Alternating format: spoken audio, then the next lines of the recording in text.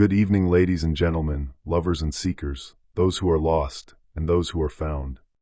Tonight, I will be reading from the compilation titled Outlaw Creative, The Geometry of Life. We will be hearing from the chapter titled Rundown and Kilt by a Glacier. That being said, let's get started, shall we? Rundown and Kilt by a Glacier. There are forces that kill you loudly. There are forces that kill you quietly. And then there are forces that kill you slowly enough that you mistake the dying for scenery. A glacier belongs to the third category.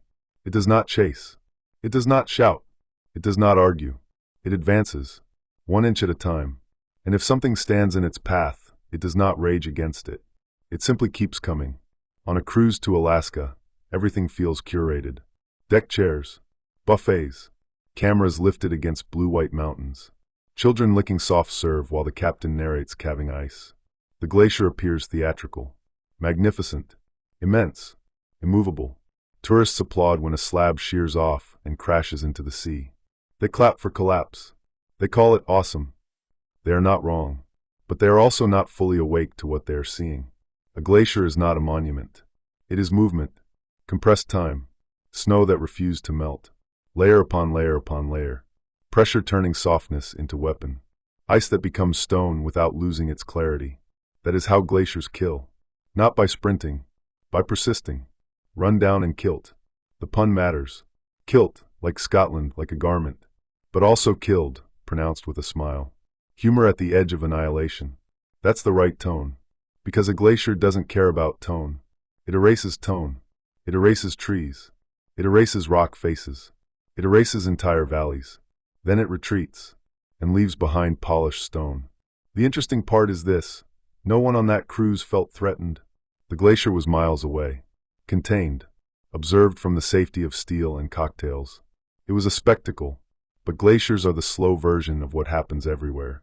Pressure, accumulation, drift. People are run down and kilt by glaciers every day.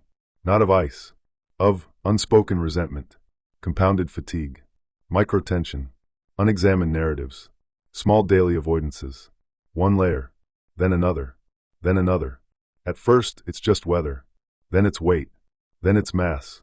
Then it's inevitability. There is something brutally honest about glacial logic. It does not improvise. It does not react. It does not negotiate. It obeys physics. And physics does not care about opinion. That's why watching one is unsettling beneath the beauty. It is time made visible. It is consequence without drama. It is pressure that does not argue. Rundown and Kilt by a Glacier. It sounds like a joke from the deck of a cruise ship. It also sounds like a diagnosis. What runs a person down? Often not catastrophe. Often not betrayal.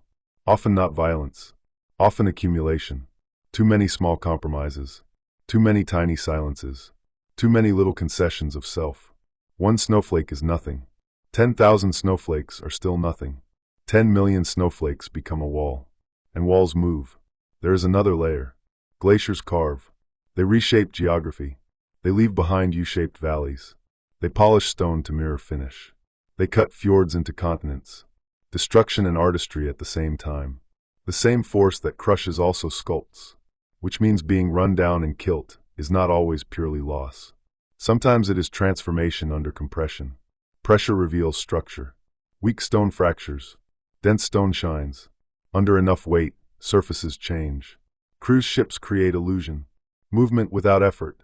Travel without strain. Ice without danger. But the glacier remains what it is. Indifferent. Persistent. Older than itinerary. And the lesson, if there is one, is not to fear the glacier. It is to respect accumulation. To notice the snow before it compresses. To notice the weight before it hardens. To interrupt drift before it becomes mass. Because once mass begins moving, it does not need anger. It only needs slope. There is something honest in that. No spectacle. No revenge.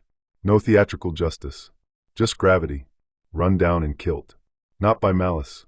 By momentum. And yet, on that cruise, laughter. Photographs. Buffet plates. Children pointing. Human beings can stand before annihilating time and still make a pun. That is not foolishness. That is resilience. The glacier advances. The ship sails.